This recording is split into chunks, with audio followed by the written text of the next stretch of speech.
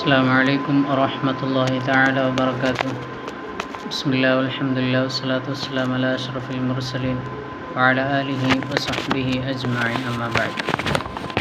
Honorable dignitaries, today we are going to discuss about the poem The Wasteland, just written by T.S. Eliot. We know that this poem has many external meanings. We cannot match one another if we read the first 4 lines of the poem. We cannot match it to the other 4 lines. That was the features of this poem. This poem was written in 1921 when T.S. Eliot was mentally upset or mentally exhausted with the problem on his second wife. At the time, he have written the poem The Wasteland. He have divided the poem into the 5 types. These 5 types do not match each other. If we read the half of them, to understand the poem, we have to read the fully of the poem from the bottom to end, from the top to end. Otherwise, we cannot understand the poem. What does the poet mean here? In the 20th century, he says that the 20th century is the wasteland because he have created the physically upset or mentally he have exhausted with the problem of his second wife. At the end, he says that we need spiritual generation. For all that, for the mentally exhausted, the solution is we need that the general spiritual generation. And in the death in the life, it expresses the overall the death. He says that the life is like a death. A man lives like a death. In this poem, mainly he expressed that the religion, sex, and the European culture. He says that we need the Eastern culture here. At the end of the poem, he repeats the word peace for many times as charity, hope, and the peace. In this poem, he asked to the Sibyl, what do you want in the life? Then the Sibyl replies that I want to die. I want to die. I don't want to live in the world. Let us move on to the poem. April is the cruelest month, breeding lilacs out of the dead land mixing. Memory and desire stirring dull roads and spring rain. Winter kept was warm, covering earth in the forgotten snow feeding. A little wife with dried rubbers, summer surprised us, coming over the stammers. Here the poet expresses the April. It is the cruelest month because on the April he have felt the physically or mentally upset. On the April, thus he says that the burial of death. It is mean that the April is known as the burial of death. The winter kept us warm, and on the April, the winter kept us as a warm. The memory getting desires and stirring. Earth is forgetful, snow feeding. The earth is snow feeding. Earth feeds us the snow and we get the forgetful. A little life with dried rubbers. Summer surprised us coming over the snapper. The summer surprised us. The next month we get the snap races. Totally, the poet is upsetted here. I don't like to prolong this. Now the time is to wind up. Okay, till then we are going to wind up today's class. وآخر دعوانا أن الحمد لله رب العالمين والسلام عليكم ورحمة الله تعالى وبركاته. That for the mentally exhausted, the solution is we need that the general spiritual generation and the death in the life. It expresses the overall the death. He says that the life is like a death. A man lives like a death. In this poem, mainly he expressed that the religion, sex, and the European culture. He says that we need the Eastern culture here. At the end of the poem, he repeats the word peace for many times as charity, hope, and the peace.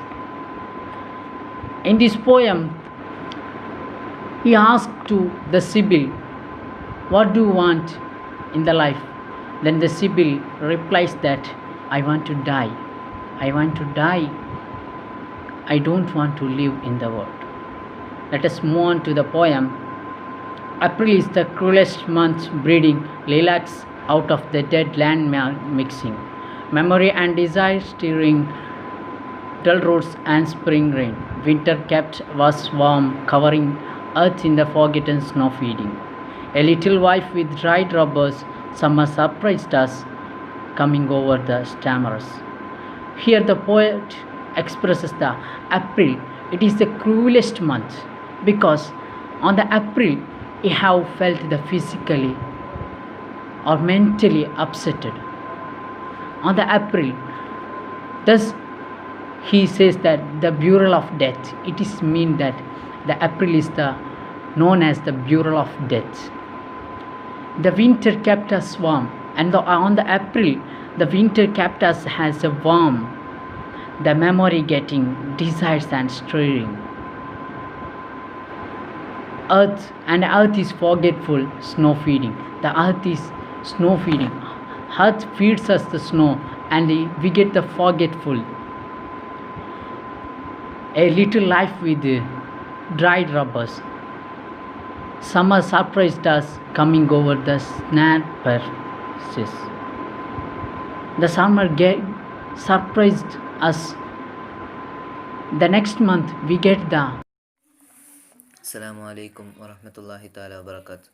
Today we discuss about the poem The Road Not Taken by Robert Frost. He is the one of the English poet. Okay, let's go to the poem. Two roads diverged in a yellow wood, and sorry I could not travel both, and be one traveler. Long I stood and looked down one as far as I could, to where it bent in the undergrowth. In this first stanza, he tells, in a way he goes, there is diversion to two ways, and he also imagine the place as the full of trees like a forest, and he looks both the ways in which he want to travel. He looks one way as far his sight be. Then he stood there for a long time and he selected the another which he do not looks. And second stanza, then took the other and just as fair, and having perhaps the better climb, because it was grassy and wanted wear, through as for that the passing there had warned them really about the same. In this stanza, he says, after he deciding the another way to walk, and it was full of grass, and he thought that might be the right path to travel, and he thought his decision is right.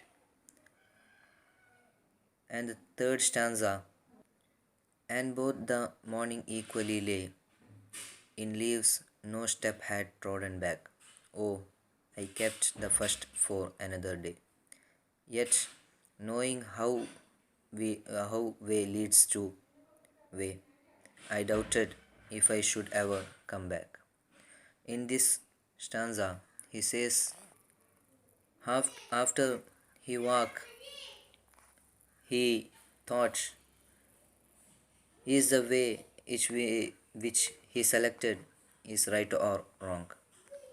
Then he thinks, in the path in which he goes,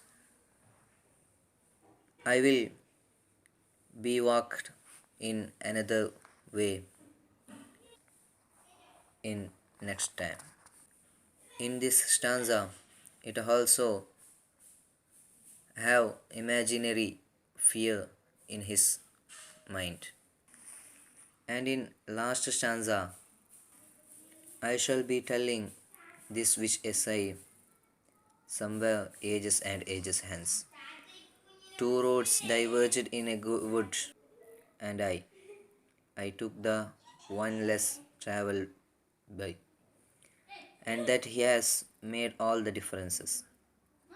In this stanza, he says, if he selected another way, where would we now?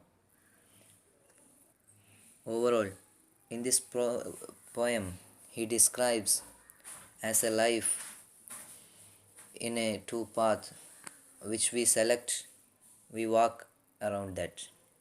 If we selected another path, where would be now? It might be good or bad, right or wrong. If we selected another path, our life be changed. Thanks. Assalamu alaikum. Alaikum warahmatullahi ta'ala wabarakatuhu. Very good afternoon to all. Today I am going to take the poem is the poem Stammer. The poem Stammer was originally written in Malayalam by Sachidanandan, and stammer means weak and was translated by the poet himself into the English. Okay, the poem appreciates stammering and also highlights the importance in the world and the human history. According to the poet, stammering is not a defect but a language itself, because it is the imperfection which makes the human unique and distinguishable. Similarly, it is the way we stammer which makes the language rich in the words and the meaning. Okay, the poem has divided into 6 stanzas with variable lines. There is no particular rhyme scheme in the poem. The word stammered has been repeated several times in this poem. Okay, let's go to the poem Stammer. A stammer is no handicap, it is a mode of speech. A stammer is a silence that falls between the word and its meaning, just as lameness is the silence that falls between the word and the deed. While I'm reading the poem, I think you get the meaning what the poem says. Did the stammer precede language or succeed it? Is it only a dialect or a language itself? These questions make the linguistic stammer. Each time we stammer, we are offering a sacrifice to the God of meaning. Okay, that's the poem I will read at last. Okay, what the first stanza says, the poet begins with the poem, the simple word by a stammer is no handicap, it is a mode of speech. Now, there is no hidden meaning in these lines. The poet says that the stammering is not a defect or the imperfection, but a way by which we express our ideas to others. That is what is stammer. And in second stanza, the poet says a stammer. Okay. The second stanza says a stammer is the silence that falls between the word and its meaning. That is, the silence which comes in when we think about the meaning of the word before speaking it also.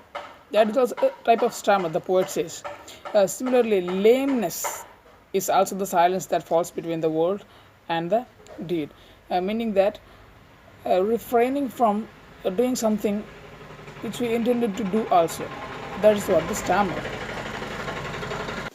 Okay, in stanza 3, the poet raises a idiotic question. He wonders whether the stammer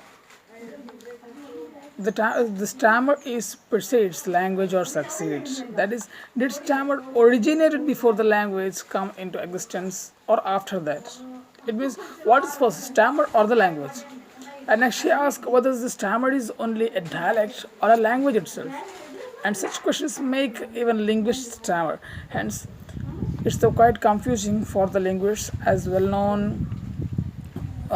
to know about the origin and the nature of the stammer. And in this stanza 4, the poet tells about the importance of stammering according to himself. Okay, each time we stammer, we are offering a sacrifice of the god of meaning. God of meaning here refers to the language, which is the collection of the words. Actually, language is the gift of God. Okay, the poet says that stammering is quite important because it is by stammering that we add new words and meaning into the language, and this kind of sacrifice is given by us. Actually, the poet says while we speak by wick, it is something that we think the meaning. Okay, today the time is up. Okay, let's continue inshallah tomorrow. Assalamu alaikum.